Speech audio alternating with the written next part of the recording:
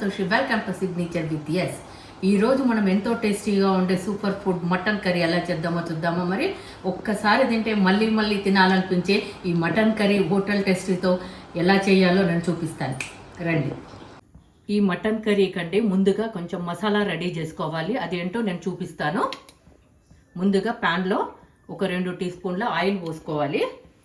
పోసుకొని జీలకర్ర, సాజీరా, సోంపు, కొన్ని మిరియాలు, కాజు, ధనియాలు, దాల్చిన చెక్క, లవంగా, ఇలాచీ వేసి దోరగా వేయించాలి. బగారాకు, లైట్గా కట్ చేసుకున్న ఆనియన్స్,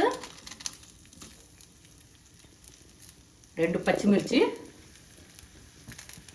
కరివేపాకు చాలా వేయాలండి. కరివేపాకు వేస్తే చాలా బాగుంటుంది టేస్ట్. లైట్ బ్రౌన్ కలర్లోకి వచ్చేలాగా వేయించుకోవాలి.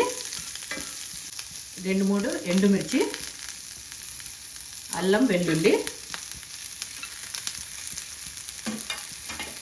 ఒక మీడియం సైజు టమాటో.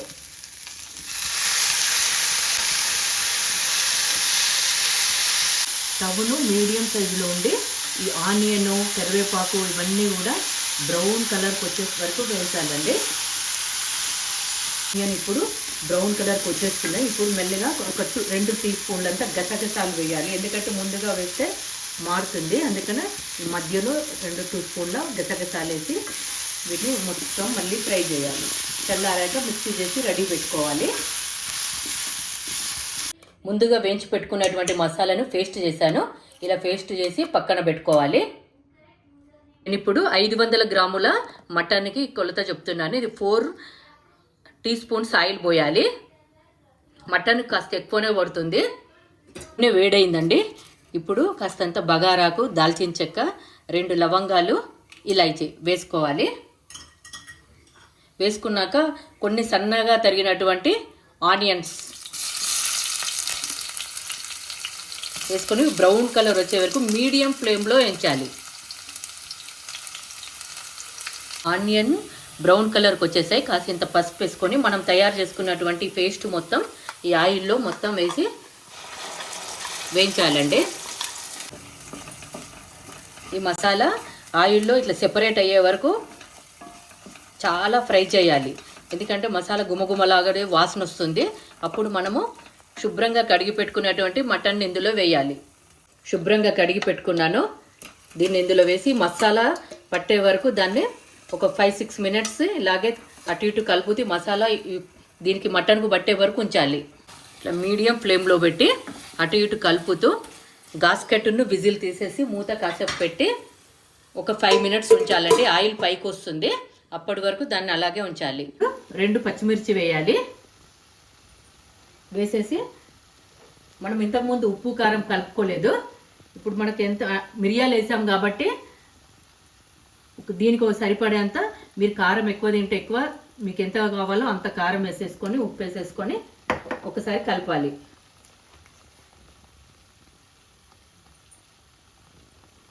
ఉప్పు వేసాను. ఒక 2 టీ స్పూన్స్ పెరుగు వేయాలి.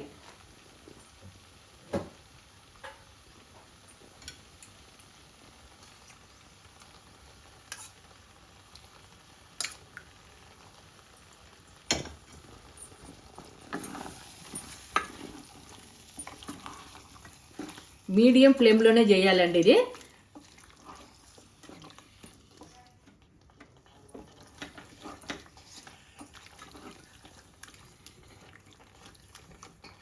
ఒక 5 మినిట్స్ అయిన తర్వాత కుక్కర్కు మూత పెట్టేసి 6 విజిల్స్ వచ్చే వరకు ఉంచాలి.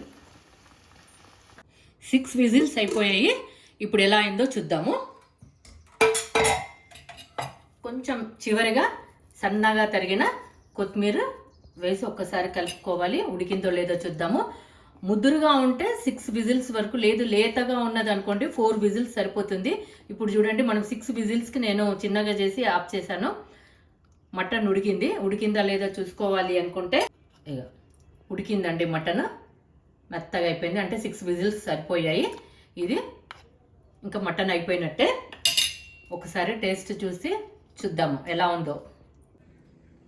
ఇలా తక్కువ మసాలాతో ఎక్కువ టేస్టీతో తయారయ్యే ఈ మటన్ కర్రీ అన్నంలోకి చాలా బాగుంటుంది, జొన్న రొట్టెలకు బాగుంటుంది, చపాతీ బగారా అన్నిటికీ బాగుంటుందండి. నేను నూనె కానీ తక్కువ వేసాను, మసాలా తక్కువ వేసాను. తినడానికి చాలా బాగుంటుంది. ఒకసారి మీరు ట్రై చేయండి. ట్రై చేసి ఎలా ఉందో నాకు కామెంట్ చేయండి. నా ఛానల్ని సబ్స్క్రైబ్ చేయండి, షేర్ చేయండి. Thank you, bye.